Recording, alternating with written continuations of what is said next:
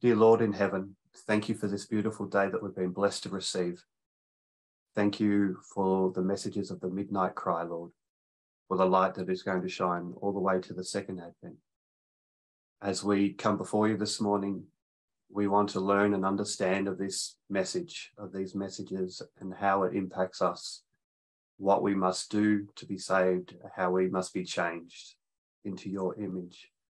I ask that we will do this most difficult work of changing ourselves to changing that bias and preconceived ideas and opinions that we've had for such a long time, that we may come out as fit vessels, prepared to call people out of Babylon. We ask for your grace and blessings to pour out your Holy Spirit upon us.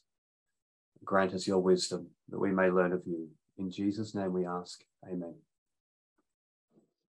So as I just mentioned in prayer, we have all heard of the quote and read the quote, no doubt, where Ellen White talks about the light of the midnight cry shining all the way to the second advent.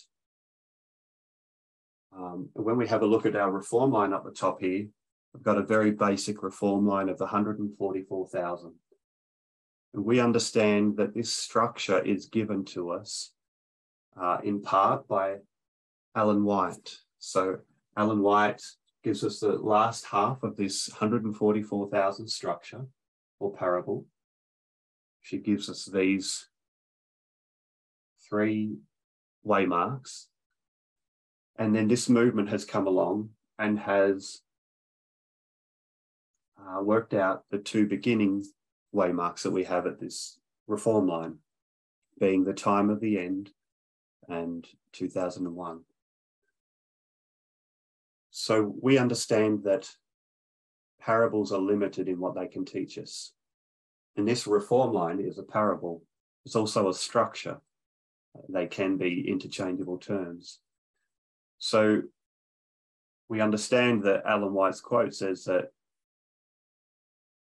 the light will shine from the midnight cry all the way to the second advent, but the midnight cry isn't visible on this reform line or in this structure. So in order to understand where this midnight cry comes from, we need to overlay other parables on top of this to gain a greater clarity and understanding of what's taking place. So I'm not sure if you've ever come across a situation before, and it happens to me every time I rewatch a presentation Elder Tess or Elder Parminder have done. But it's something like, wow, Elder Tess has been teaching this information for 2.5, 3 years, 4 years, however long it's been, and I didn't pick up on it. And you rewatch a program and something that she said 4 years ago is being spoken of today in our Vespers classes, or last night, or last week. We understand that what we heard in the midnight cry, we are seeing an unfolding of that same information from the midnight cry repeated again and again, with sometimes slightly different nuances that allow us greater clarity. So what I would like to do today is to take us through a document that Elder Tess,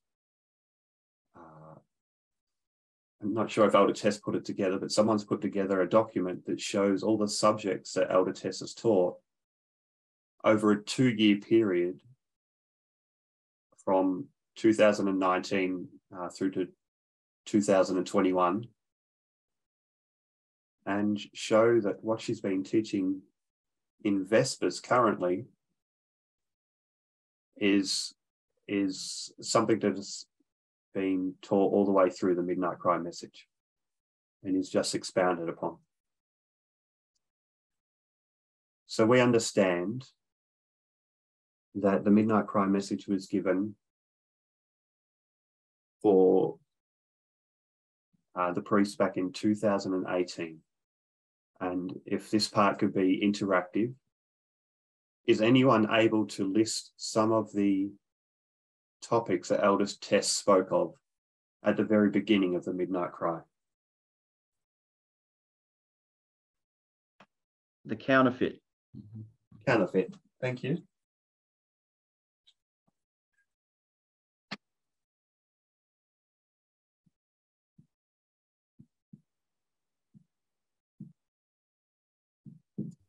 Anything else? Anyone else? Streams of information. 2 streams of information.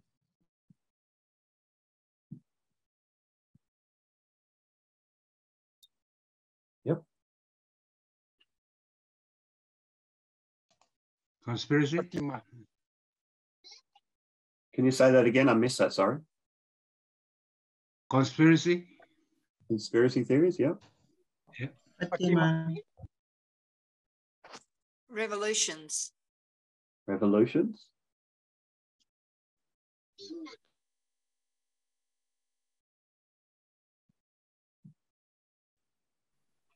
Midway. Sorry, can you say that again? Midway. I think there was one called Midway. Thank you.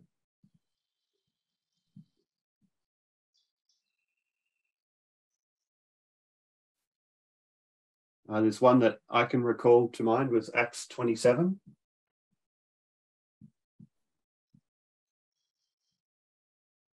There are some answers in the chat as well. Oh, thank you. Information war. Information wars, yes.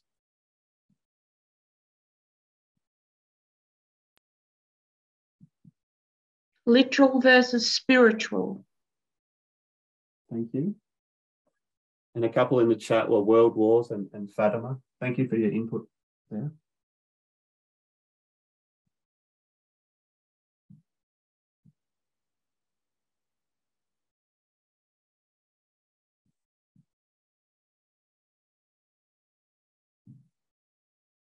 And that will be enough. I just wanted to refresh our memories on some of the topics that were spoken about back at the beginning of the Midnight Cry message. So when we look at that and we look at the studies that we're looking at in Vespers, it's quite easy to see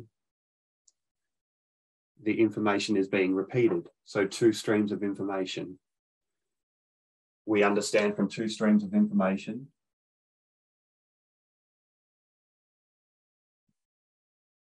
that one side, if we're going to say this is the left wing, and this is the right wing, that one side is wholly unfit for purpose, which we first learned back in 2 streams that we have one side is good information and one side is bad information. But as we're refining our understanding, we also see that there's problems over here on the left. And that's what we're talking with Vespers, talking through in Vespers, is that this side is not perfect. There are problems and issues here that we need to understand. We also see in Acts 27. Acts 27 is a parable about 2 institutions. And those 2 institutions are Adventism and the USA. And they both come to their end. They don't stop existing, but it is noticed that they come to an end. And their end is pointed out at the studies to be at the Sunday law. And so what we understand there is that we need to know that, as Ellen White has told us, God is going to raise up a people who understand the events that are connected with the close of probation. And the events that are connected with the close of probation are the events that we're looking at and studying throughout Vespers and was taught back in 2018 in the Midnight Cry and has been ever since. So we're required to see where these 2 institutions have gone wrong, Adventism and the USA, and to see how they differ from God's perspective. And so Vespers is a continuation of each of these studies and a lot more. We understand, though, that God gives us parables or basic structures. And these structures, as we've got on the board, say the example of the 144,000, is a simple pattern given to us to try and explain a complicated history. And these simple patterns are designed to help us not lose our way in amongst the confusion of all the information that we're receiving. We have multiple reform lines, heaps of patterns and structures that God has given us. And we understand that as you and I are walking through this history, and as we're approaching the Sunday law, there are so many subjects and topics that are being spoken of that it can be hard to keep track or keep focus of the information that we're given. And that's why these simple structures are designed by God to be waymarks to keep us on track, to understand where we're heading. One of the simple structures that has been out for quite a while is the structure of Eden to Eden.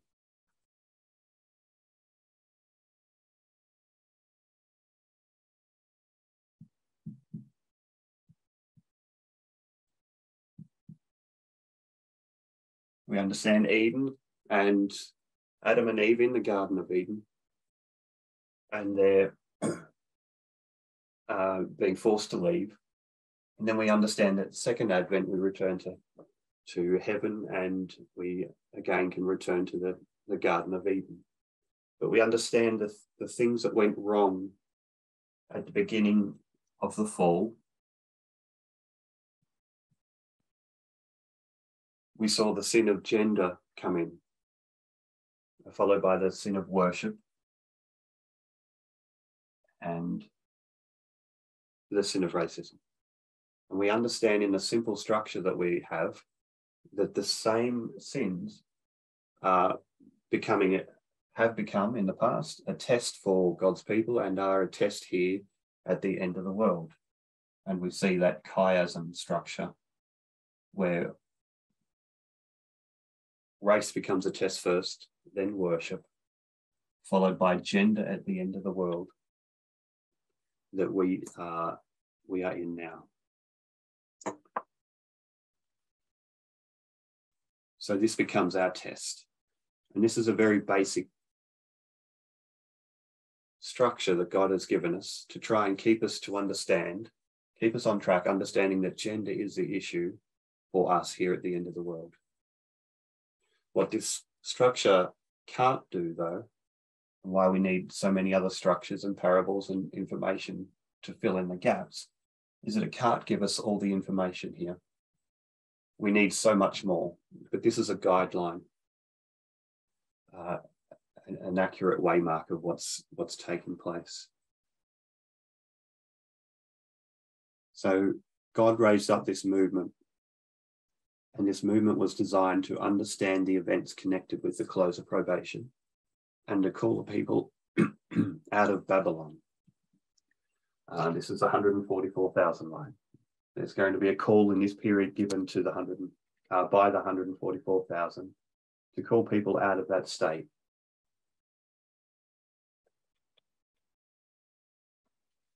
If we focus that same information and bring it down to the line of the priests, we understand that in 1989, God raised up a person to begin a movement. Not that person knew it was going to be a movement.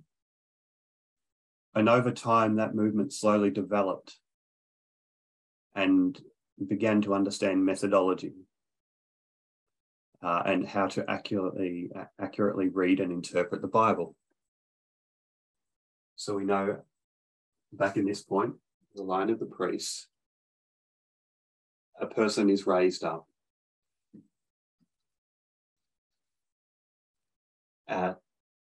and begins this movement. And as Elder Tess has put it in the past, we'll go into it soon. The methodology is studied throughout this time period. And we spoke about it up here. Ellen White talks about a group of people who are going to understand the events connected with the close of probation and give a message to come out. If we were to bring that into the line of the priests, we understand that God is raising up a movement who are going to understand a time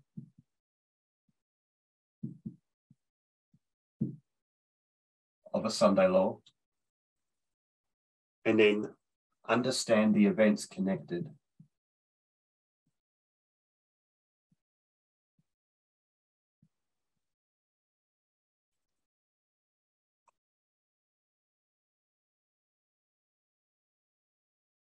She explains it as being a box.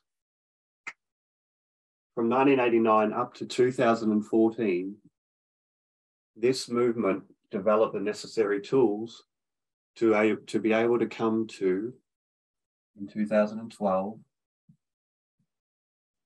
an understanding that we needed to understand that the Sunday law was coming, that it was based on a particular time that was given.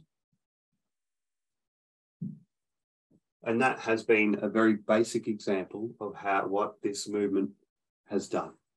Has come to a conclusion of time and of a Sunday law. And at this time, we received this box.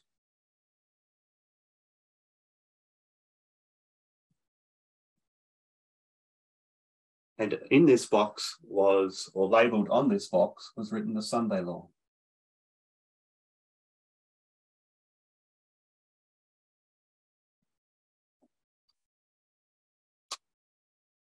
We weren't allowed to open this box at 2014.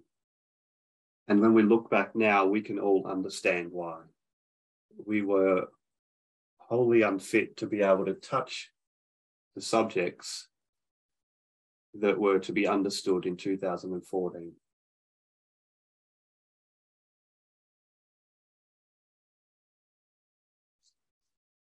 Back here in this dispensation, from 1989 through to 2014, we are required to understand some of the implications of accepting time at 2014. We understand that we are the final generation. We understand that God is gathering a group of people, the 144,000. We understand that USA is collapsing, and we understand that Adventism is failing the test. This is covered in Acts 27. Acts 27, we understand that the USA is falling, failing a test, as well as Adventism.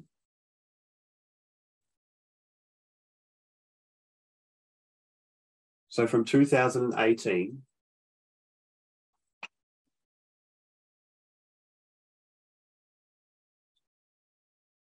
we understand that Elder Tess gives the midnight cry message.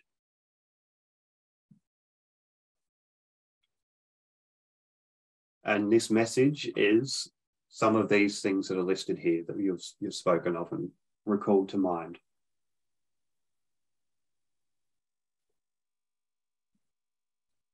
The Sunday law issue is a series of events that takes place for the priests in 2014.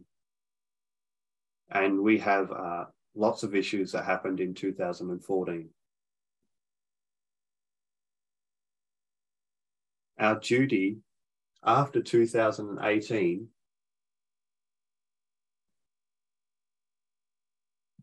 through this period here is to understand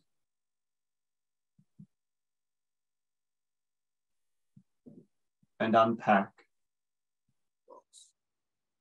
these issues of the Sunday law. Elder Tess has spoken at length of the many important topics of 2014 that became relevant for our time. And we might write up some of them just to recall our minds to these things.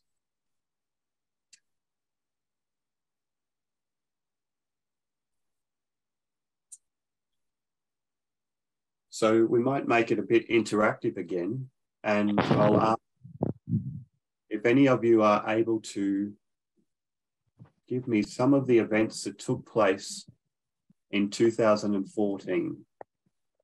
The list of events that we write down and understand as being events and waymarks for us.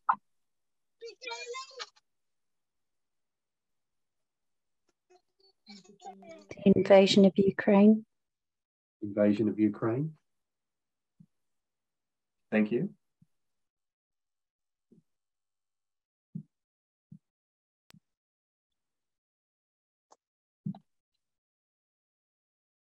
We don't need to list them all. We'll just list a few.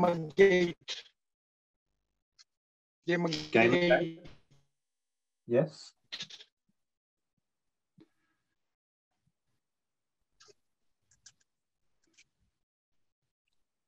Trump.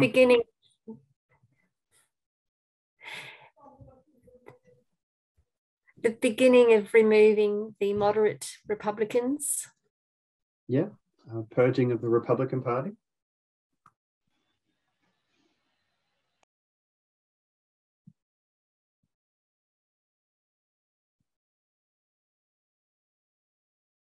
Any others?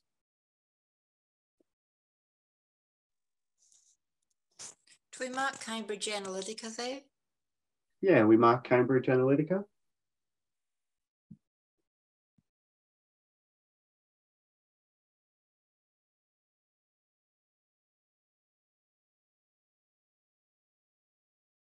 As we get further and further into a list, it always gets harder to recall some of those things.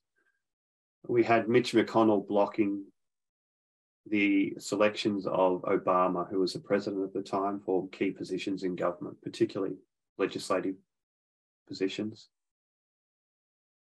We have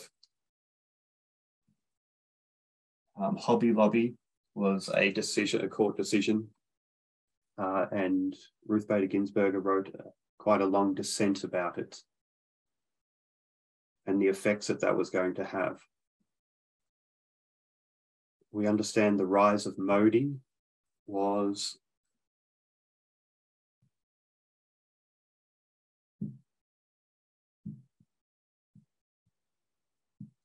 this is not going to be an extensive list either. It's just recalling to mind some of the events that have taken place, understanding where we find ourselves positioned on these events as they have happened in the past and as they continue to be points of discussion throughout our society and where we need to understand and stand on these positions.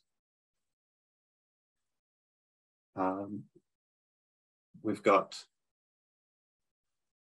thank you for writing that in chat. We have REPAM. It's also to do with the papacy. We have a turning point for climate change. In 2014, we see quite a large amount of information given from multiple sources saying 2014 is a turning point that we need to grasp this situation and make immediate changes. We understand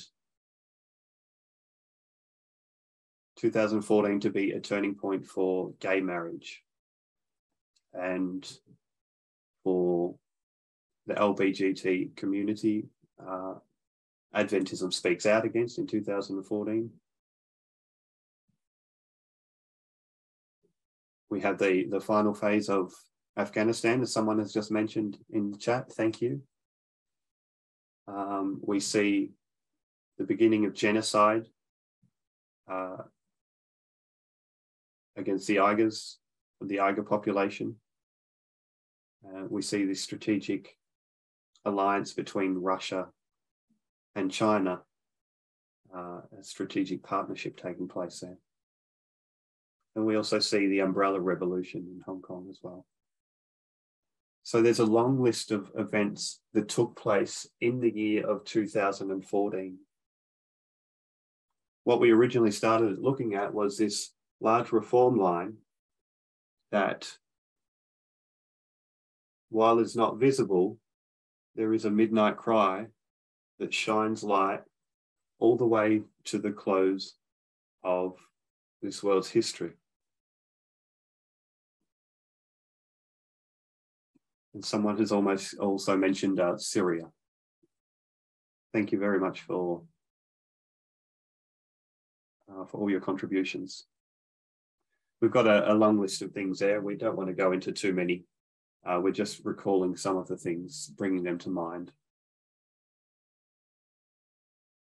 Elder Tess has traced through the history of 2014, each of these subjects that we've listed that took place in 2014, but she's also gone back and seen where these have arisen from. Each of these topics didn't just take place in 2014. Prior to 2014, there had to be a build-up. One of the popular phrases that we use is 2014 didn't happen in a vacuum. Events took place prior to 2014 that allowed for these events to take place in this year. And this year is such a significant year for us as a group of people who lived through it as priests, but even more so for the 144,000, which all of us are on this line. We understand that this line is finished, the line of the priests, and that we're on the line of the 144,000. Why it's important for us to see and understand is that we know that back here in this time period where Elder Tess is giving the Midnight Cry message, that is a message that is shining light to the end of this reform line. The same is also said of here. The events that are connected with the close of probation. These are the events that were connected with the close of probation for the line of the priests. And they were of the Sunday law. These same issues that we saw here in 2014 and all the events connected are the same events and issues that are taking place right up to the close of probation for the line of the 144,000.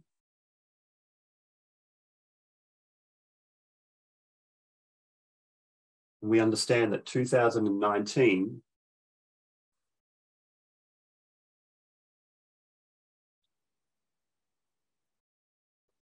is the increase of knowledge before the Sunday law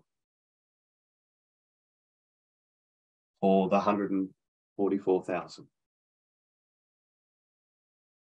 And at that increase of knowledge here in 2019, Elder Tess began speaking on feminism.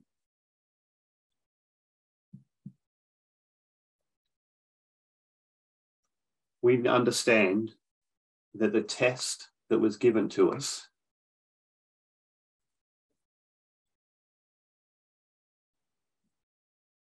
was already decided back here. We had already decided our decisions, where we would stand on this back in 2018.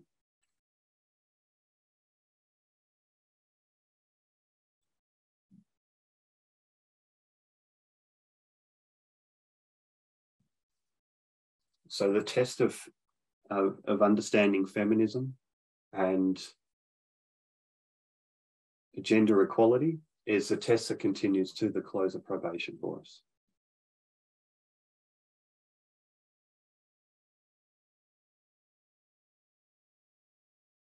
So what I'd like to do is to open up a document and share screen, and then to review the information that Elder Tess has been speaking of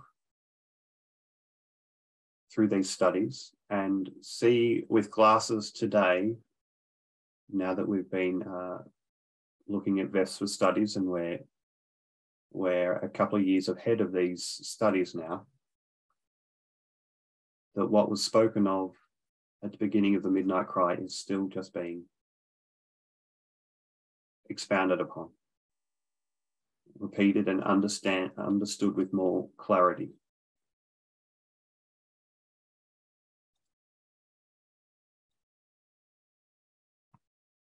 I will share screen.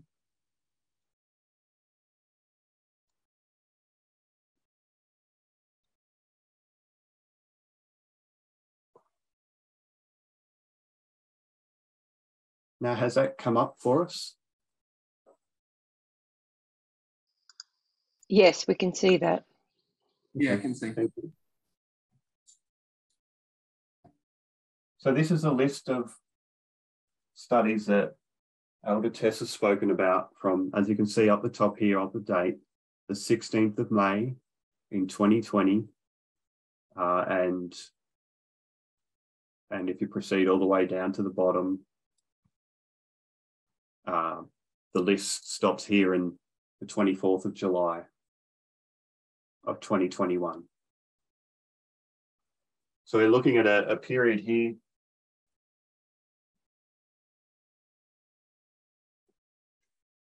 between 2020 and 2021.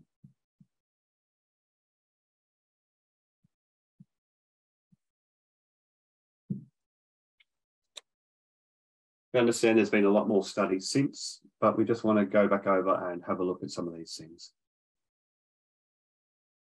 So, Ray, if you're able to, I'll ask you a direct question. We see the APIS bull study there. How are you able to see the APIS bull in the context of our Vespers studies?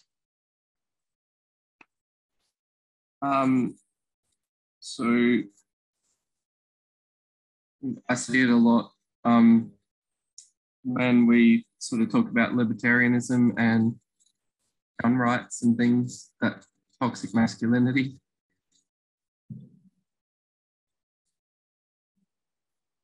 Yes. Yep, that's a good example. We're seeing Elder Tess took us back to, I'm going to stop sharing for a moment and just put this up on the board. Elder Tess has, through this period here, from at least from what I've shown you on the studies, because this is the information that we have access to and it's accurately displayed for us. From 2020 through to 2021, we understood that there is a right wing and that there is a left wing.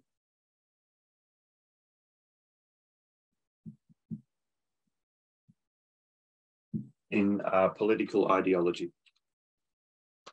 And that depending on your position here determines multiple things. But also that during this time period from 2020, 2021, Elder Tess's studies focus on these two, this period here, this right wing. We understand that Vespers, as we're currently learning, is understanding more of the left wing situation.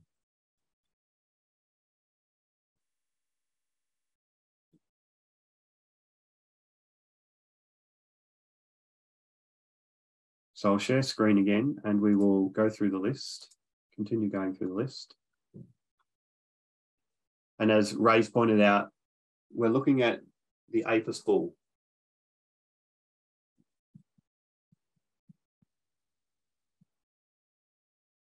So Elder Tess has gone back into history, has seen the effects that took place on ancient Israel as they've come out of Egypt and how they held on to that worship of the Apis bull.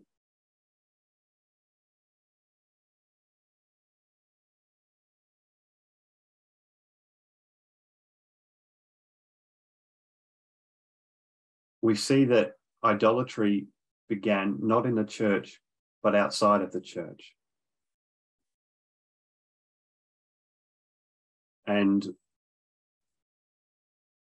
we see that there's a form and an image of the character of God that they want to worship, and they get mixed up in Egypt, and they're able to break away from,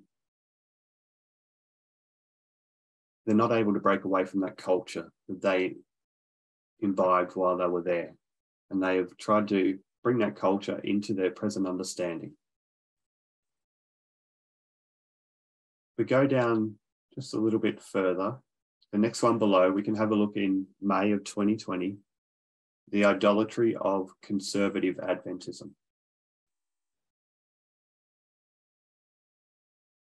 And this is part of what George was speaking of today. We're seeing the rise of conspiracy theories, the two warring factions of Protestantism, and then your polarization of the two groups within Protestantism. If we go down a little bit further to next one below, we're seeing, again, May of 2020, from Ralph Tavaith. This ideas that Walter Veith is espousing are those ideas coming from apostate Protestantism, which are our conspiracy theories that have been so long held onto within Adventism. So I just want you to notice that Elder Tess is focusing on this right-wing political sphere of thinking, where we find the institutions of Adventism and the churches and the counterfeit, the papacy, and focusing on understanding where these issues have arisen from in the past, gone right back to Egypt to see the idolatry that's come out of Egypt and how it has manifested in different ways all through history to our current point, and how we have clung onto the conspiracy theories of apostate Protestantism and haven't separated from them properly.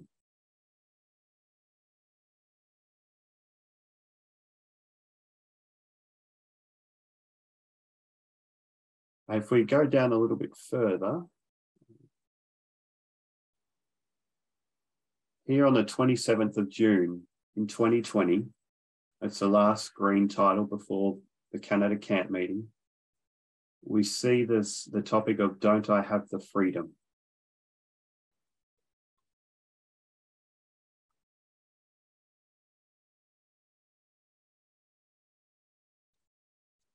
And "Don't I Have the Freedom" in the context of the study, I believe it's where Elder Tess is talking about different ministries throughout this movement and their need to practice equality within their teaching rosters, and their defiance and being told by a person who is outside of their culture what they can and can't do, which is something that I believe we're tackling at the moment in Vespers, where we see this isolationism versus this intervention that's willing to go forward. And we've seen with the United States, it is good for these interventions to come into place when they're done in the right way. Unfortunately, often they're done in the wrong way, but there is a right way about it, and it must be done.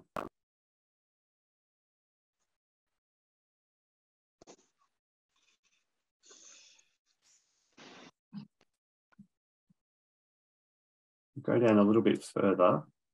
I'm trying to find equality can only be found on the path.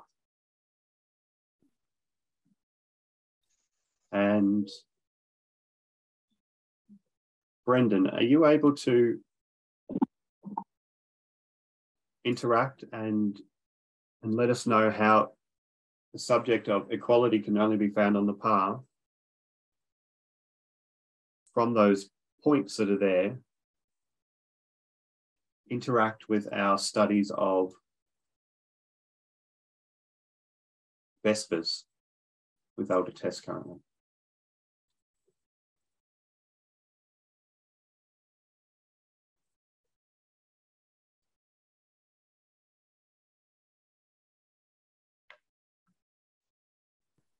I'll try. I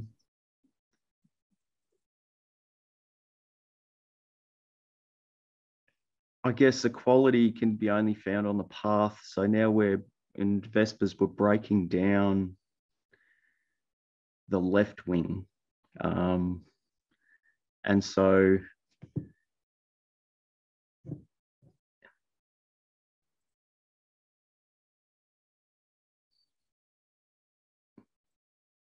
sorry, I've just had a mental blank. Sorry, Graeme. That's all right.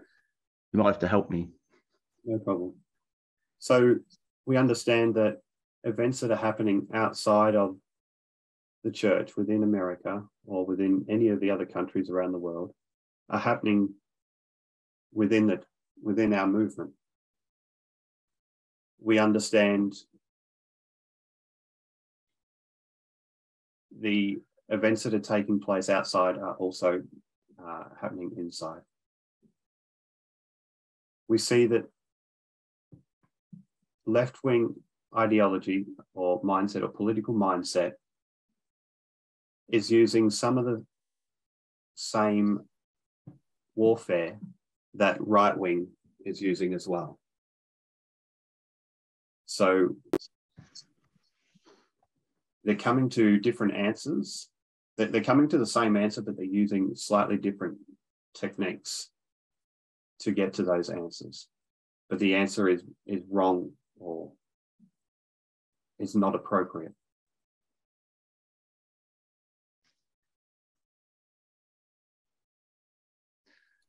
Just going to scroll down a little further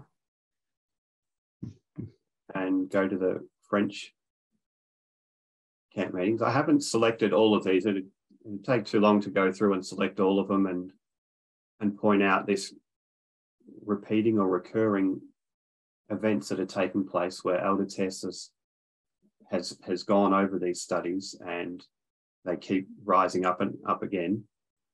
I'm sure as we continue to proceed through, it becomes quite clear that it's that same recurring message, just a deeper understanding. And as we grow and understand, we're learning more at the same time. Can I add, please?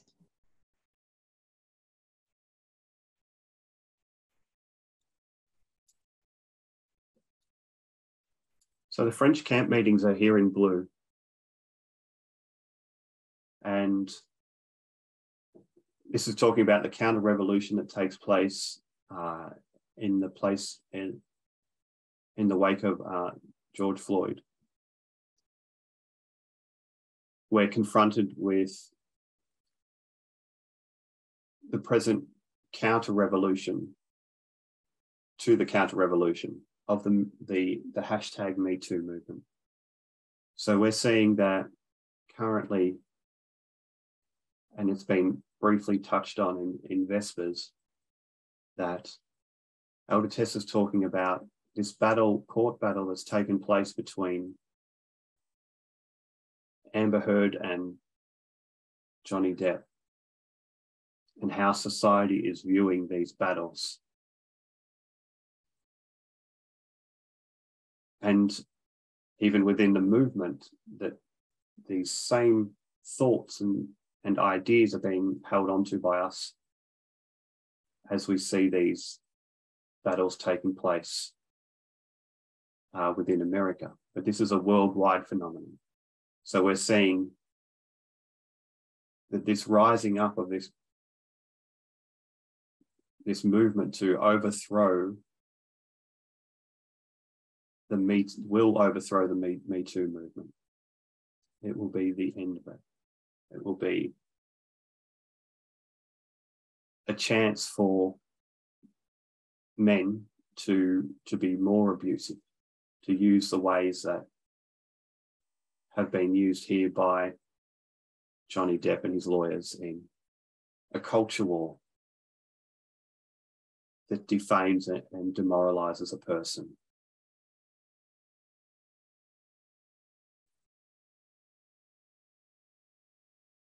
And we see there in the French camp meetings, Elder Tess also mentions the media bias chart, how to investigate carefully. And that's part of, I believe, the question that was sparked and spoken of last night. One of the ones that originally led us through our current Vespers trail is, how do we sift the left? How do we understand those? So back here in 2020, Elder Tess had given us the information that was necessary to understand two streams of information better. Now, as we progress forward to our current understanding, we see that Elder Tess, through a question that was given, is showing us, how do we sift this left wing? How do we understand what is right and what is wrong? And as we're going through this far left wing ideology, we're seeing your Max Blumenthals and all the other people that we've listed there, and their information sources, and how in the end they are worshipping a form of intellect. They are worshipping themselves, that there is no atheism. It is just recognizing that they are their gods. Their information is their gods.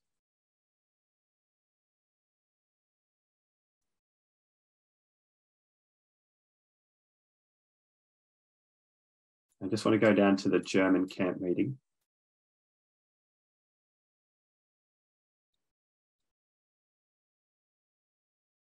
Here on the German camp meeting,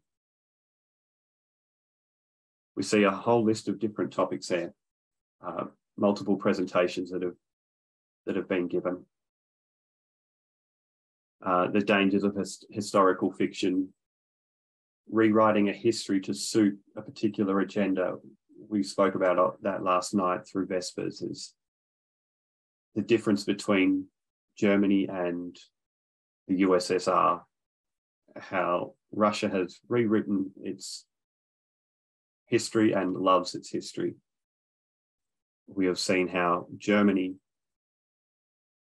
acknowledged the faults that they made, the errors that they made, and how that has affected them in their current standing in their decision-making process, that causes them to be a little withdrawn in the process of pushing Russia for a healthier outcome.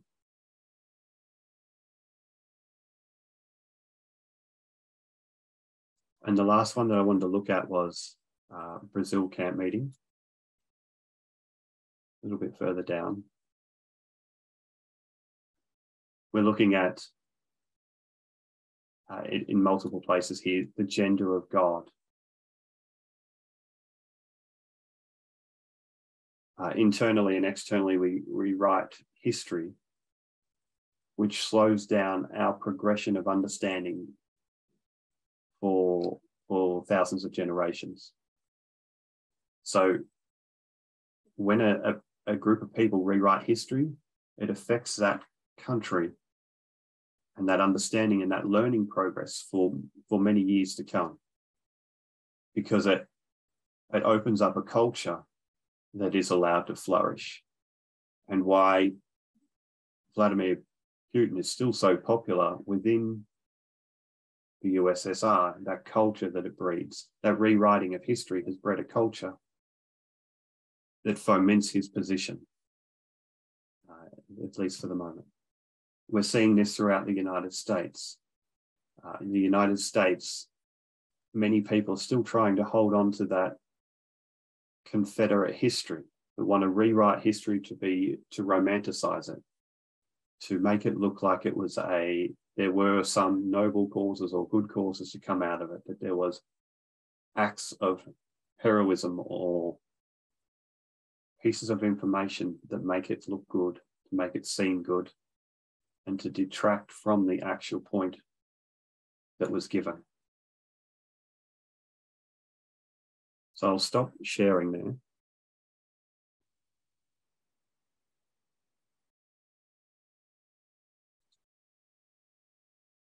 So, just get my board up.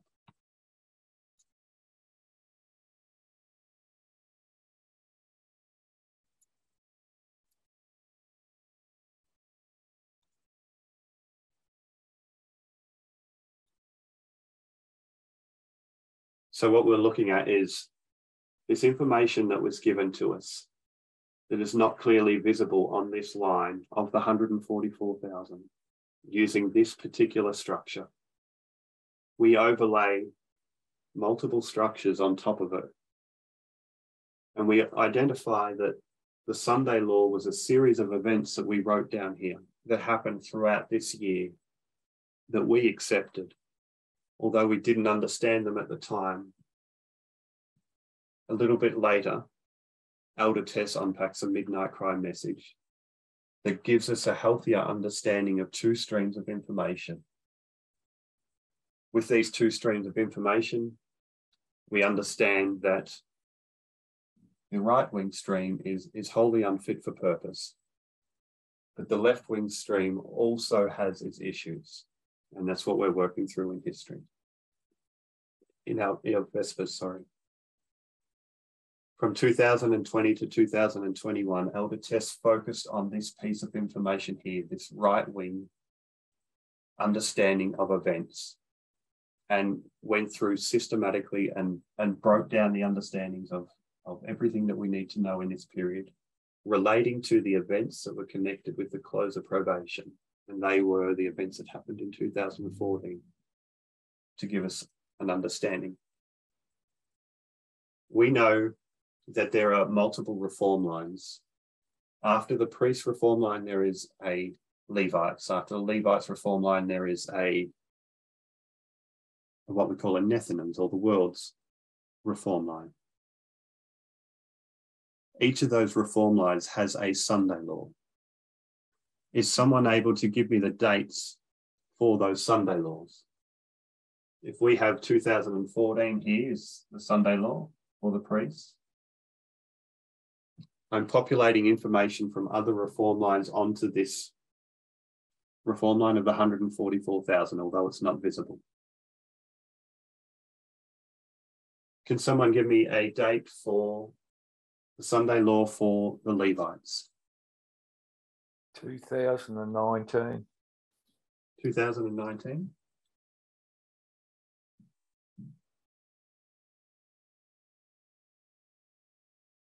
Yep. And can someone give me the ones for the Nethinims, please?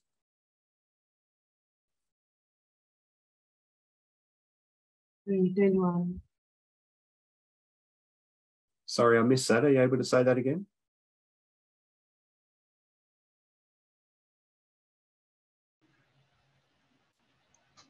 Was it 2021? 2021?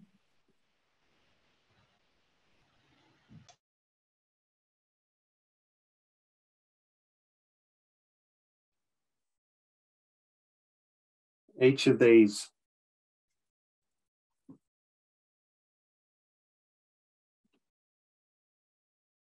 waymarks that we have lived through, 2014, 2019, and 21 have been Sunday laws for a particular line.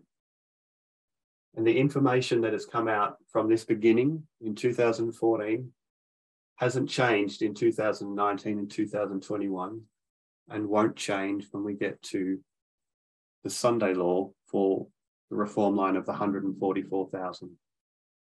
Back in 2014, with that big long list of information that we had, events that took place, we saw there, after Elder Tess had traced them through from their beginnings prior to 2014, we have a picture of what is taking place at the Sunday law for the 144,000. We're seeing the decline of democracy through two streams of information.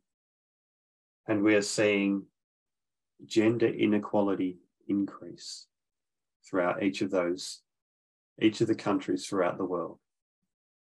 This light that we were given in 2018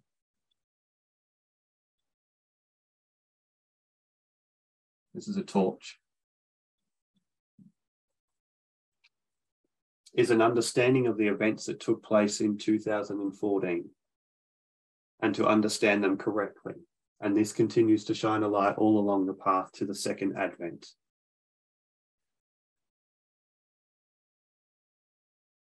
And this is our understanding of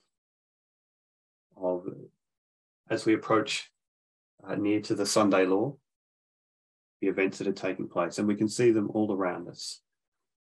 So for 2 years during this period, Elder Tess focused on the right wing, understanding all of its flaws, all of its problems, where the institutions that are found within this right wing political ideology, which is Adventism, which is apostate Protestantism, which is your counterfeit, the papacy. And after a very thorough understanding of this, Vespers began in 2022, earlier this year, and it's a study of this information here, particularly how to sift this information here and what it's designed to do. So hopefully today's study it shouldn't have been anything new for you, but it should be a recap of information that has been taught by Elder Tess from the beginning of the Midnight Cry, and help us to see how this same flow of information is continuing on in the reform line of the 144,000, which is the line that we find ourselves in today, and is a continuation of what was there at the very beginning, that God is raising up a group of people to understand the events that are connected with the close of probation and to give a message to call the people out of Babylon. And we understand that these people are coming from both sides. That was all I had to share with you today. Thank you for your participation. And if you're able to kneel with me, we will close in prayer.